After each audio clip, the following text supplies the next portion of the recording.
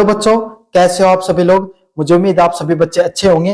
तो आपका जो पेपर होने वाला है drama and art in the education EPC second का जो आपका पेपर होगा, उससे संबंधित आपके सामने कंप्लीट आपको रिवीजन करवाने वाला हूं। कौन सा पेपर होगा? ड्रामा एंड आर्ट्स का जो पेपर होगा, कल आपका पेपर देखने को मिलेगा। इससे संबंधित सारे आपके सामने इंपॉर्टेंट जो क्वेश्चन है उनका रिविजन करवाने वाला हूं। सभी बच्चों से वीडियो शुरू करने से पहले रिक्वेस्ट करना चाहूंगा, अभी चैनल को सब्सक्राइब कर दो। मात्र 500 बच्चे में अगर आप चैनल को सब्सक्राइब कर दोगे, अपने 25,000 का टारगेट है वो अचीव हो जाएगा। साथ के साथ ये पीडीएफ टेलीग्राम पर देखने को मिल जाएगी। टेलीग्राम चैनल का लिंक डिस्क्रिप्शन में दे रखा है, जाओ और जाकर आपके सामने ज्वाइन कर सकते हो। साथ के साथ कोने में जो व्यू प्रोडक्ट वाला ऑप्शन है, इस पे क्लिक करके अगर फ्लिपकार्ट और मित्रा से कोई प्रोडक्ट खरीदोगे, सबसे ज्यादा डिस्काउंट आपको देखने को मिलेगा। जाओ और जाकर फ्लिपकार्ट और मित्रा से कोई प्रोडक्ट है वो खरीद सकते हो। चलिए भाई, शुरू करते हैं अपन क्लास को। पहला प्रश्न है, मानव जीवन में सौंदर्य बोध एस्थेटिक सेंस के अर्थ व महत्व के बारे में बताइए। तो मानव जीवन में सौंदर्य बोध क्या होता है? कोई भी चीज को देखते हो, गुलाब को आपने देखा, आपके अंदर में उसकी खूबसूरती को देखकर क्या भावना आती है कि वाह क्या खूबसूरत चीज है।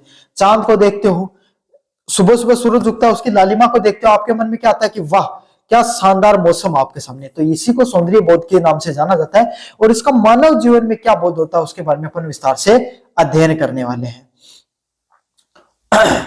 सौंदर्य बोध का अर्थ केवल किसी वस्तु की बाहरी सुंदरता को देखना नहीं, बल्कि प्रकृति, कला और मानवीय व्यवहार में छिपे सामंजस्य, लय व संतुलन को पहचानने की आंतरिक क्षमता के नाम से जाना जाता है।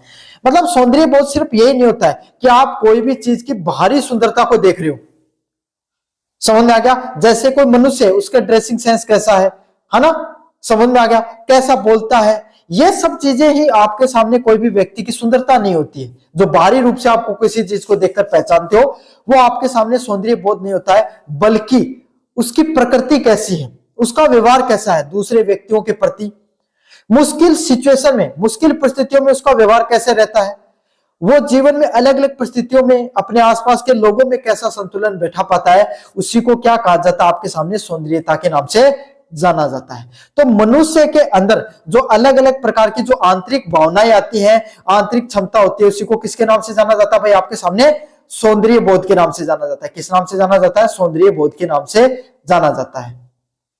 यह मनुष्य की वो संवेदनशीलता होती है जो उसे कार्यात्मक मूल्यों की सराहना करने व स्वयं को रचनात्मक बनने के लिए प्रेरित करती है। क्या होता है भाई आपके सामने? यह मनुष्य के अंदर एक आपके सामने हर आदमी के अंदर जो भावनाएं होती है ना, जो संवेदनशीलता होती है। संवेदनशीलता क्या होती है? जब आप भाई किसी भी पीड़ा में पड़े हुए व्यक्ति को देखते हो तो आपके मन में होता है कि भाई मुझे इसकी मदद करनी चाहिए, समझ में आ गया। आपको दूसरे व्यक्ति के दुख दर्द को समझ सको, उसकी खुशियों में शामिल हो सको, दूसरों के प्रति घृणा का भाव नहीं रखो, उसी को संवेदनशीलता के नाम से जाना जाता है। तो यही है भाई आपके सामने, आप खुद को रचनात्मक बनाकर रखते हो, दूसरों के प्रति अगर आप संवेदनशील हो, उसी को सौंदर्य बोध के नाम से जाना जाता है। थोड़ा सा अजीबोगरीब सब्जेक्ट है। देखो, अगर आपके पास अगर आंतरिक क्षमता है चीजों को समझने की गहराई से, तो यह पेपर बहुत आसान है। लेकिन अगर आप ज्यादातर चीजों को रटने पर विश्वास या जोर देते हो तो थोड़ा कठिन हो सकता है, लेकिन समझाकर चलेंगे तो आप बहुत आसानी से पढ़ लोगे। मानव जीवन में सौंदर्य बोध का महत्व अत्यधिक है, क्योंकि व्यक्ति में मानसिक और भावनात्मक जीवन से समर्थ बनाता है। भाई कभी भी आप देखो, आपने कभी किसी जानवर को सस्ते हुए नहीं देखा होगा, उसको खुद को संवारते हुए नहीं देखा होगा, लेकिन मनुष्य ऐसा करता है। क्यों? क्योंकि हम मानसिक रूप से और भावनात्मक रूप से हमारा जीवन अरोत-परोत होता है। हम कोई फैसला लेते हैं मानसिक रूप से, भावनाओं से, तो हमें हमारे सौंदर्यता का भावना और ज्यादा निकल कर आती है। भाई किसी ना किसी हर व्यक्ति खुद को क्या करता है आपके सामने सौंदर्य से जोड़कर जरूर देखता है। आज के मशीनी और तनावपूर्ण जीवन में सौंदर्य बोध मनुष्य की आत्मिक शांति और आनंद प्रदान करता है। आज की टेक्नोलॉजी के तकनीकी के युग में आपके सामने क्या भाई, आपके सामने अगर सौंदर्य बोध, आप खुद को स्पिरिचुअली आध्यात्मिक रूप से खुद को शांति प्रदान करते हो, तो इससे क्या होता है भाई? आपको शांति मिलती है। सौंदर्य का अर्थ है कि आपके अंदर चलने वाली जो लड़ाई होती है, आपके अंदर जो अलग अलग प्रकार के विचार चलते रहते हैं ना, जैसे आप कल पेपर देने जाओगे, आपके मन में चल रहा है कि मेरा पेपर कैसा होगा, अच्छा होगा, नहीं होगा, कॉलेज वाले क्या बोलेंगे मेरे को, कैसी ड्रेस पहन के चलनी चाहिए। इस प्रकार के जो आपके विचार चल रहे हैं, वो विचार कहीं स्थायित्व में आ जाए, उनमें आप उसी को आपके सामने क्या बोला जाता है? सौंदर्य बोध के नाम से जाना जाता है। शिक्षा के क्षेत्र में वह छात्रों की कल्पनाशीलता व रचनात्मकता का, शिक्षा के क्षेत्र में क्या होता है, कोई भी बच्चा है उसके अलग अलग प्रकार की कल्पनाएं उसके दिमाग में आती हैं, उसकी रचनात्मक शक्ति है वो धीरे धीरे विकसित होती है। जब एक छात्र सौंदर्य बोध से परिपूर्ण होता है तो वो अपने कार्यों को अधिक कुशलता से पूर्ण और शुद्धता के साथ कर पाता है। मतलब अगर कोई आदमी और अधिक रचनात्मक तरीके से कोई बच्चा सोच पा रहा है, खूब आपके सामने कल्पनाशील व्यक्ति है, तो क्या होगा, वो कोई भी काम करेगा उसको बहुत ही बेहतरी के साथ बहुत ही बेहतरीन तरीके से कर सकता है। यह व्यक्ति में सहानुभूति और संवेदनशीलता को विकसित करता है। क्या करता है भैया, आपके सामने कोई भी व्यक्ति होता है उसकी सेंसिटिव बनाने में उसको मदद करता है, जिससे वह समाज और पर्यावरण के प्रति क्या होता है, और अधिक जिम्मेदार व्यक्ति बनता है।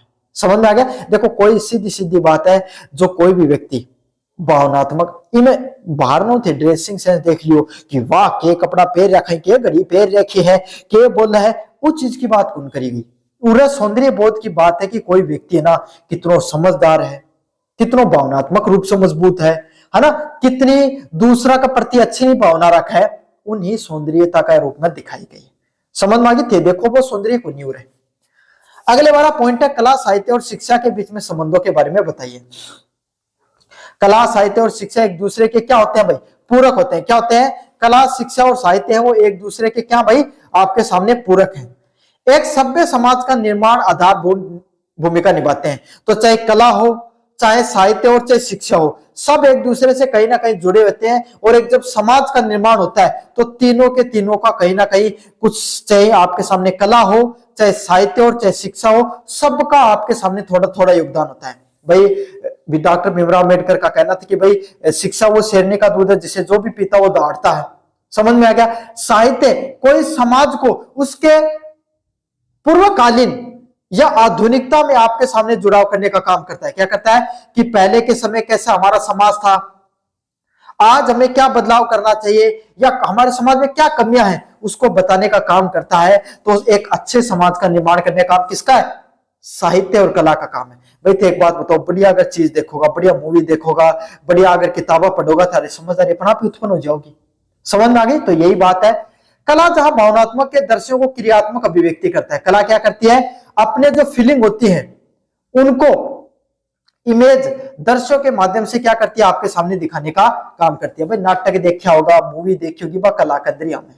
वही साहित्य विचारों की अभिव्यक्ति को शाब्दिक अभिव्यक्ति करता है। क्या करता है, कला तो दृश्य के माध्यम चीजों से दिखाती है। मतलब भाई टीवी पर जो भी चीज देखो न थे वह कला के अंतर्गत आवा है। और कोई भी किताब को भी पढ़ो, किताब पढ़ी, कोई नाटक पढ़ो, वो की अंदर आपका सामने साहित्य के अंदर। समझ में आ गई। तो कोई भी व्यक्ति का मन में कोई विचार आया, ते कोई शायरी लिख दी, ते कोई कहानी लिख दी, बस साहित्य के अंतर्गत आवा। तो कोई भी व्यक्ति के विचार अपने विचारों के शाब्दिक माध्यम से बताता है, उसको साहित्य के नाम से जाना जाता है। शिक्षा इन दोनों को अनुशासित व परिष्कृत करने का माध्यम होता है। अगर आप पढ़े लिखे नहीं हो, अगर आप शिक्षित नहीं हो, तो ना तो आप अच्छा साहित्य लिख पाओगे, ना अच्छा आप कला को लिख पाओगे, ना लिख पाओगे, ना समझ पाओगे। समझ में आ गया ना। अच्छा कलाकार बनने के लिए पहले अच्छा दर्शक बनना पड़ता है।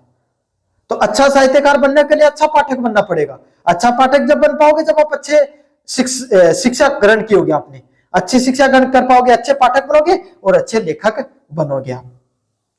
इनका संबंध त्रिकोणीय है। साहित्य छात्रों को भाषा, संस्कृति व नैतिक मूल्य का ज्ञान देता है। क्या होता है, अच्छा साहित्य बच्चों को भाषा का ज्ञान देगा, उन समय की संस्कृति कैसी उसके बारे में देगा, और संस्कार के बारे में ज्ञान देने का काम करता है।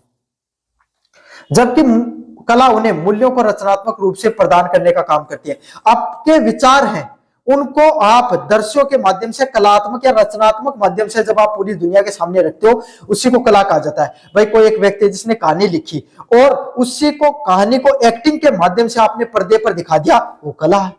समझ में आ गया। तो किसी भी चीज को रचनात्मक ढंग से प्रकट किया जाता है, उसको कला के नाम से जाना जाता है।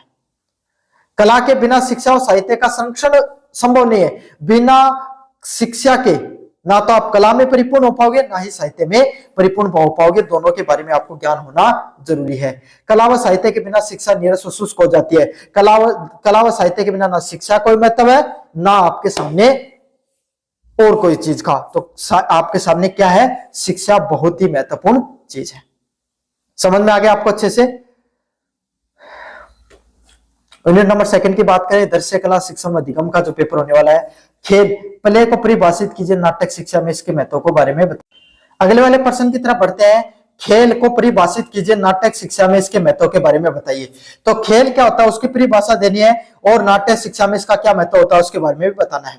शिक्षा के संदर्भ में खेल एक ऐसी स्वैच्छिक क्रिया होती है और एक आनंदमय गतिविधि होती है। देखो सीधी सीधी बात है, बालकपन में थे भी कदे न कदे कुटाई जरूर खाई होगी घर का कनो खेलन का चक्राम। क्यों? क्योंकि थान खेलन में बढ़िया लगा करता। समझ में आ गया? तो खेल एक हर व्यक्ति अपने मन से करना चाहता है और एक बहुत ही शानदार और आनंद में आपके सामने घटना है, जिससे बालक बिना किसी बाहरी दबाव के स्वाभाविक रूप से इसमें भाग लेता है। बच्चे पर आपको जरूरत नहीं, जैसे पढ़ाई के लिए आपको घर वालों ने बार बार टोका होगा, लेकिन खेलने के लिए कभी नहीं टोका ना, आप बिना कहे आपके सामने खेलने लग जाते हो। तो यही है, कोई भी बच्चा जब आपके सामने बाहरी किसी दबाव के स्वेच्छा से कोई कार्य करता है उसी को खेल के नाम से जाना जाता है। खेल केवल मनोरंजन ही नहीं बल्कि सीखने की एक सक्रिय क्रिया भी होती है और गतिशील माध्यम भी होता है। खेल का अर्थ यही नहीं है कि आप सिर्फ मनोरंजन के लिए खेलते हो। जब आप खेलते हो तब आप कोई भी प्रेशर सिचुएशन में आप कैसा रिएक्ट करते हो ये पता चलता है आपको टेक्निकल और टैक्टिक्स का पता चलता है। आपका दिमाग सक्रिय रूप से आपके सामने क्या करता होता है, सोच रहा होता है सामने वाले को किसे कैसे खेलना अपने को बेहतर। समझ में आ गया? तो एक बच्चा लगातार उस प्रक्रिया में सीखता है। तो हर व्यक्ति को, हर बच्चे को जीवन में खेल में हिस्सा लेना आवश्यक होता है और हर उम्र में लेना चाहिए। आप भी खेलना मत छोड़ो भाई, जीवन में खेल का हिस्सा होना बहुत जरूरी है। खेल जीवन का हिस्सा होना बहुत जरूरी है। नाट्य शिक्षा में खेल अत्यधिक महत्वपूर्ण है। खेल के माध्यम से ही नाटक की नींव पड़ती है। जब बच्चे, डॉक्टर, मरीज या शिक्षक, छात्र खेलते हैं, जब आप बच्चे थे अब आपने भी गुड्डा गुड्डी का खेल खेला होगा, खेला ना?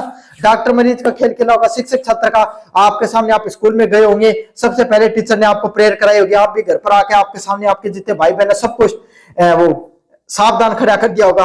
कभी आपने भी ऐसे खेल खेले होंगे जब बच्चे थे वो आपके सामने, या आपके घर में अगर कोई बच्चे तो उनको इस प्रकार के खेल आपने खेलते हुए देखा होगा। तो यही इस छोटे छोटे गतिविधियों, खेलों के माध्यम से बच्चे के अंदर क्या है, नाटक की जो कला वो धीरे धीरे विकसित होती है। तो वे अनजाने में ही भूमिका निर्वहन, रोल प्ले कर रहे होते हैं। यह नाटक शिक्षा छात्रों की आत्मविश्वास पैदा करती है, और ये जो छोटे छोटे नाटक कराए जाते हैं यही बच्चों के अंदर क्या करते हैं, कॉन्फिडेंस भरने का काम करते हैं, आत्मविश्वास भरने का काम करते हैं। उन्हें दूसरों के दृष्टिकोण समझने में मदद करती है कि दूसरे कैसे चीजों को समझते हैं, दूसरे वाला व्यक्ति उस चीज के बारे में क्या सोचता है। एक बच्चा हर रोज चोर बनेगा, एक बच्चा हर रोज पुलिस बनेगा, समझ में आ गया? वो उनकी विचारधारा को दिखाता है। समझ में आ गया आपको? बहुत छोटी, एक हर बच्चा डॉक्टर बनता है, हर एक बच्चा आपके सामने घर का काम करना ज्यादा पसंद कर रहा है। तो यही छोटी छोटी चीजें आपके सामने क्या करती हैं, और जब बच्चे आपस में खेलते हैं तो एक दूसरे का सहयोग करना भी सीखते हैं। खेल खेल में नाटक करने से भाषा का विकास होता है। धीरे धीरे बच्चा आपके सामने क्या है, खेल खेल के माध्यम से क्या है, भाषा भी सीखता है अलग अलग, और सामाजिक झिझक भी दूर होती है। समाज की दूसरी चीजों को भी सीखने में उसको मदद मिलती है। इसके अतिरिक्त वो जटिल समस्याओं को सरल और मजेदार तरीके से समझाने का भी अवसर प्रदान होता है। बच्चा क्या करता है भाई, मुश्किल से मुश्किल सिचुएशन को भी आसानी से सोल्व कर सकता है आपके सामने इस प्रकार की गतिविधियों को करके। अगले वाला प्रश्न है, शिक्षण अधिगम प्रक्रिया में दृश्य कला, विजुअल आर्ट का प्रयोग एक उपकरण के रूप में कैसे किया जा सकता है। तो शिक्षण अधिगम प्रक्रिया में दृश्य कला का कैसे प्रयोग किया जाता है इसके बारे में आपको बताना है। दृश्य कला जैसे चित्रकला, मिट्टी का मॉडल बनाना, चार्ट तैयार करना, शिक्षण अधिगम प्रक्रिया के सबसे आकर्षक और सुबोध प्रक्रिया है। क्या है? दर्शन कला। दर्शन कला क्या होती है भाई, आपके सामने देखकर जब आप चीजों को, आपने किसी चीज को देखा और देखकर किसी चीज का निर्माण किया, उसी को दर्शन कला के नाम से जाना जाता है। जैसे आप चित्रकला करते हो, कोई चित्र को देखा आपने या कल्पना की, उस हिसाब से आपने किसी एक चित्र को बनाया, वो चित्रकला होती है। कोई मिट्टी का मॉडल बनाया, कोई आपके सामने आपने क्या किया, कोई चार्ट को तैयार किया। शिक्षण अधिगम प्रक्रिया को आपके सामने क्या है, अगर आप बच्चों को इस प्रकार की चीजें कराते हो तो बच्चा क्रिया करते हुए आपके सामने बहुत अच्छे से सीखता है। कोई भी बच्चे को आप कहो कि जाए इस टॉपिक पे आपके सामने एक सुंदर सा चित्र बनाकर लाना, बच्चा खुश हो जाएगा, अच्छे से बनाकर लेकर आएगा। आप कहो कि मैं पूरा चैप्टर नहीं पूछूंगा, प्रश्न नहीं पूछूंगा, चित्र बनाकर लेकर आना, चित्र बनाकर लेना बच्चा ज्यादा पसंद करेगा। यह एक ऐसा शैक्षणिक उपकरण है जो शब्दों की तुलना में मस्तिष्क पर अधिक प्रभाव डालता है। अगर आप शाब्दिक रूप से शब्दों के माध्यम से अगर किसी चीज को समझाते हो, और उसके बजाय अगर आप सीधी सीधी बात है, मुहूर्त शब्द का माध्यम से अगर की बजाय डिजिटल बोर्ड पर अगर चार चित्र लिखा दे तो ज्यादा आराम समझ जाता। समझ में आ गई? तो यही है, चित्र आपके सामने कोई भी व्यक्ति के जो मस्तिष्क होता है उस पर अधिक प्रभाव डालने का काम करते हैं और बच्चा उससे अधिक अच्छे से सीखता है। शिक्षण में इसका उपयोग कई प्रकार से होता है। आप पढ़ाई में जो आपके सामने चित्रकला का या आपके सामने मूर्तिकला होती है, सब चीजों का बहुत आपके सामने अलग कला है, दृश्य कला का आप अलग अलग तरीके से प्रयोग कर सकते हो। कठिन व मूर्त विषय जैसे विज्ञान के अंगों या भूगोल के मानचित्रों को आप किसके माध्यम से समझा सकते हो? भाई हार्ट का चित्र, अब हार्ट का डायग्राम, हार्ट की गतिविधियां बहुत मुश्किल होती है, किडनी हो गया, रेस्पिरेटरी सिस्टम हो गया, सारी की सारी चीजें बहुत मुश्किल होती है। लेकिन आप क्या करो, चित्र बना बनाकर बच्चों को अच्छे से समझाओ तो बच्चा क्या बहुत आराम से चीजों को समझ जाता है।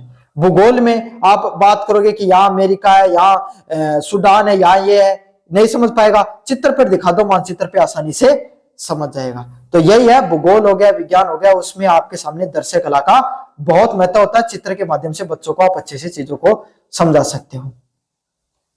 यह दृश्य शिक्षार्थी विजुअल लर्नर को वरदान साबित करता है। कोई भी चित्र के माध्यम से किसी चीज को समझाना कोई भी विद्यार्थी के लिए सबसे अच्छा, सबसे बढ़िया तरीका होता है समझाने का। दृश्य कला छात्रों को अपनी भावनाओं को व्यक्त करने का मंच देती है। क्या होती है? देखकर आप जब चीजों को सीखते हो, यही कोई भी बच्चों को अपनी भावनाओं को व्यक्त करने का सबसे अच्छा माध्यम होता है। समझ में आ गया? आपने चित्र दिखा दिया और बच्चे को कहा कि आप इसके बारे में बताओ, क्या चीज आपको दिखाई दे रही है, तो उसकी फीलिंग अब उसके ऊपर समझ में आती है, साथ के साथ वो रचनात्मक तरीके से भी सीखता है।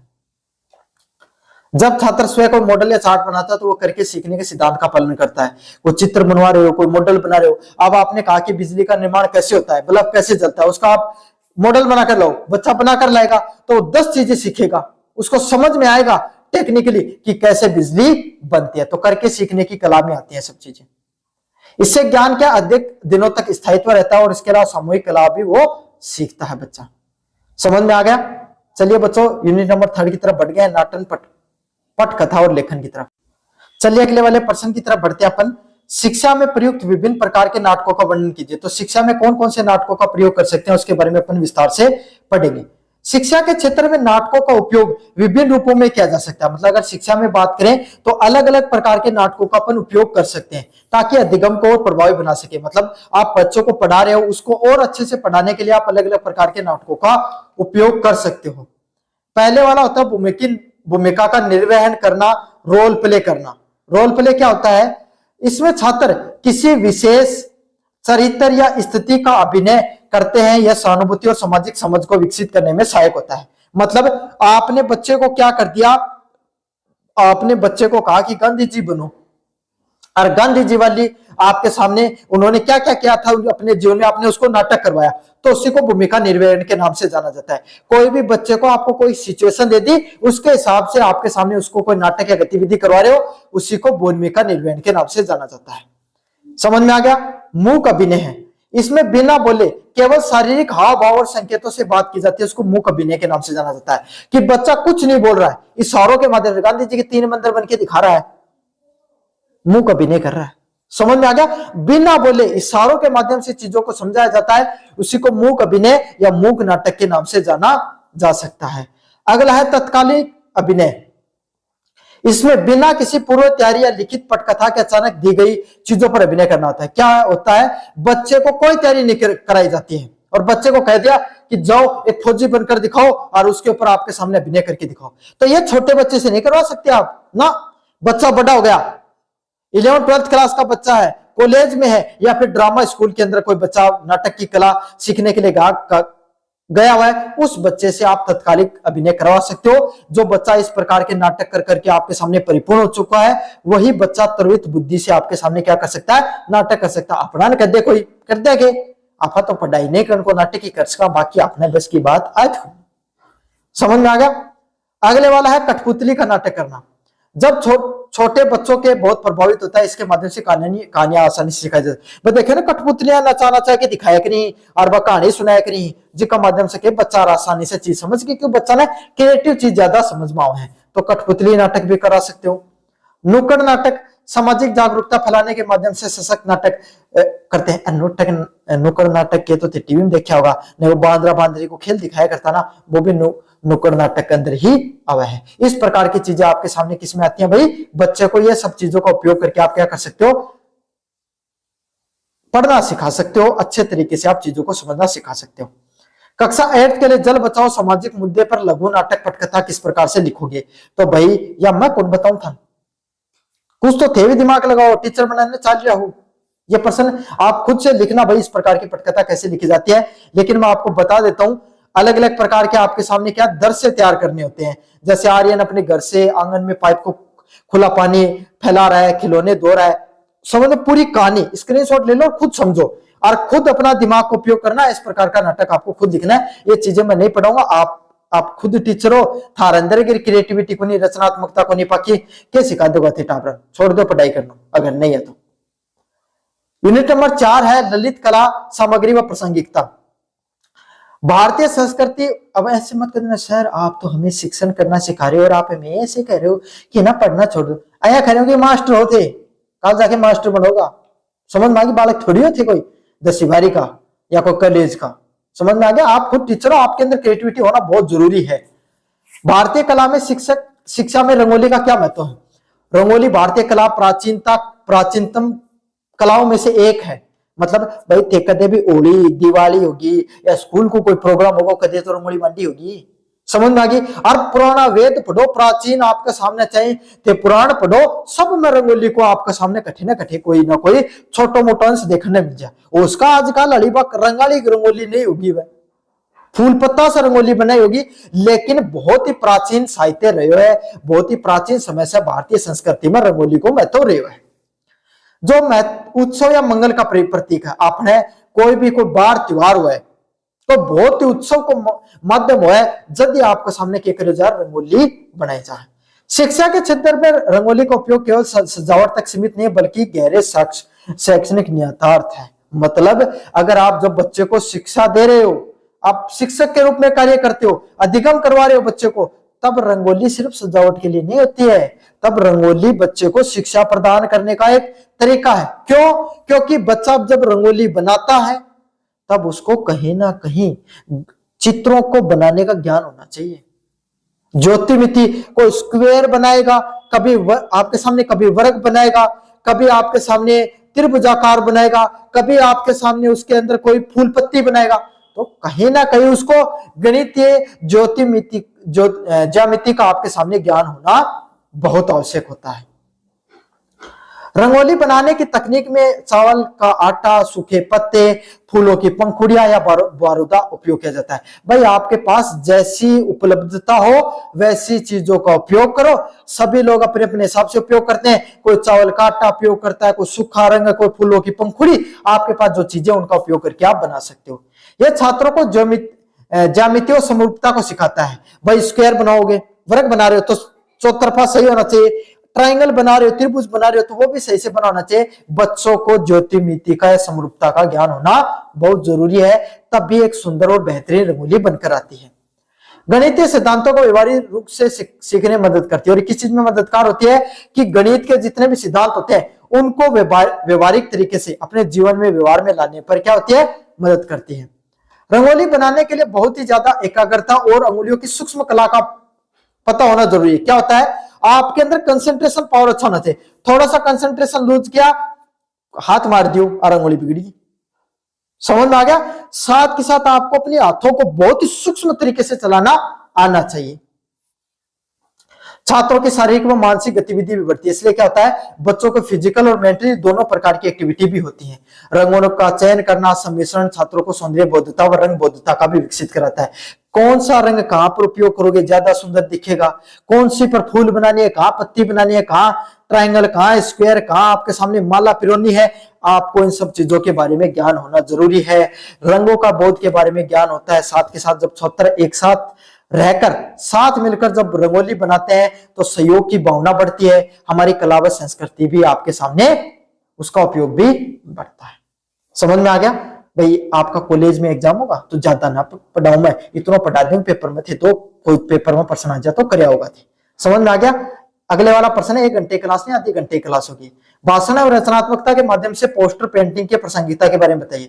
पोस्टर पेंटिंग दृश्य संचार का एक सशक्त माध्यम है। क्या होता है, पोस्टर पेंटिंग है ना, आपके सामने पोस्टर लिखो बोलने भी थे, अच्छा देख सको ना, तो दृश्य संचार है। पोस्टर क्या आप ही बनाए गए, चाहे आपके सामने कोई कंपनी अपना प्रचार कर रही है, चाहे जल बचाओ पर आपके सामने पोस्टर है, चाहे तंबाकू निषेध पर पोस्टर है, लेकिन उसके माध्यम से क्या आपको कोई ना कोई संदेश दिया जाता है, जिसे मौन भाषण भी कहा जाता है। क्या होता है, आप अपने विचारों को, अपनी अभिव्यक्ति को कैसे दिखा सकते हो, मौन तरीके से दिखा सकते हो।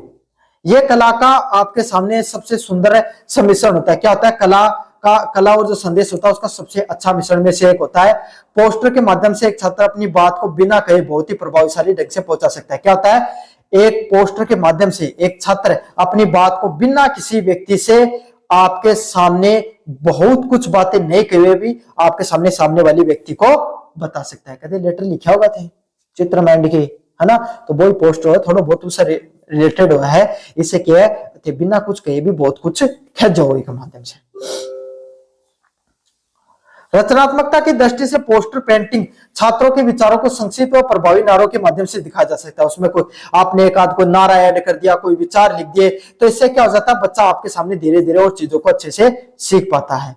यह छात्रों को सामाजिक मुद्दे जैसे पर्यावरण, स्वच्छता व बेटी बचाओ जैसे मुद्दों पर गहराई से सोचने के लिए प्रेरित करता है। क्या करता है, यह बच्चों को समाज से जुड़े हुए जैसे मुद्दे हैं, जैसे पर्यावरण को बचाना, स्वच्छता, बेटी पढ़ाओ जैसे जो मुद्दे होते हैं उनको सोचने पर मजबूर करता है। जब बच्चा पेंटिंग बनाएगा तो वो खुद सोचेगा, खुद स्लोगन लिखेगा, खुद थोड़ी रिसर्च करेगा, तो आपके सामने क्या होता है, वो इन सब चीजों को गहराई से सोचता है। जब छात्र पोस्टर बनाते हैं तो वो रंगों को, शब्दों को और रेखाओं का संतुलन बनाना सीखते हैं। क्या क्या सीखते हैं भाई, रंग का, कौन से रंग का कहाँ उपयोग करना है, कौन सी रेखा का कहाँ पर उपयोग करना है, साथ के साथ अपनी कल्पना शक्ति भी उनकी मजबूत होती है। तो बच्चों, ये था जो आपका पेपर होने वाला अगला, drama and art in education. अच्छे से मैंने बता दिया है, अच्छे से पढ़ लेना। चैनल को जरूर से सब्सक्राइब कर देना। धन्यवाद।